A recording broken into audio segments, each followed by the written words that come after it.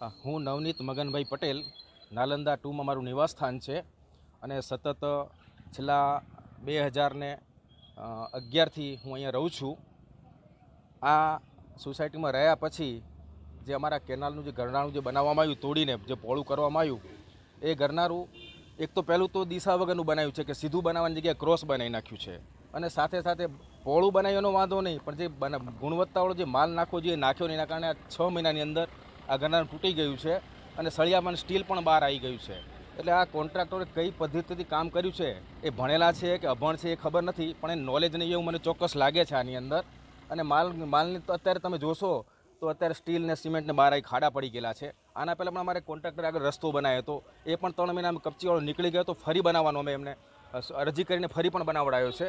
તો આવું ગુણવત્તા વગરનું કામ ના થાય અને વ્યવસ્થિત કામ થાય, પ્રોપર ઓબ્ઝર્વેશનમાં કામ થાય અને એના ક્વોલિટી ટેસ્ટિંગ માટેના નમૂના લઈને કામ કરવામાં આવે તો મને લાગે છે કે આ સમસ્યાનું સમાધાન પણ થાય।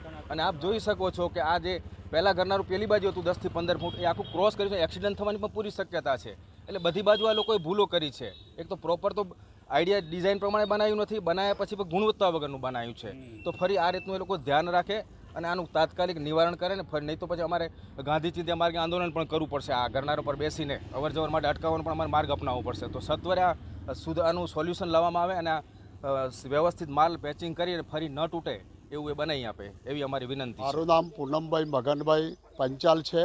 હું નાલંદાનો રહેવાસી છું અને નાલંદા સોસાયટીમાંથી બજારમાં અને ચારધામ અરે 4 રસ્તે જવા માટે છે તો આ રસ્તે થઈને જવું પડશે, એમાં આ કેનાલનું ગરનાળું વચ્ચે આવે છે।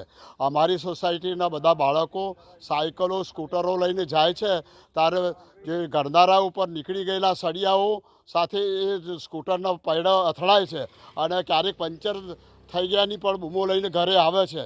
તો એક 4 મહિનાની અંદર આ કેવું કામ થયું છે કે જેથી આ સળિયા બહાર આવી ગયા છે, તો એમને માલ કઈ ગુણવત્તાનો વાપર્યો છે એ અમને સમજમાં આવતું નથી। એમને પૈસા તો ઓછા આપ્યા હોય સરકારે, તો પૂરા આપ્યા હોય તો એમને વાપર્યા નથી। આવું ગમે તે કોઈ કારણ હોવું જોઈએ તો આની સ્પષ્ટતા થવી જોઈએ અને આ કામ વહેલી તકે સારી રીતે થાય અને ફરી બનાવવા મારી સરકારને વિનંતી।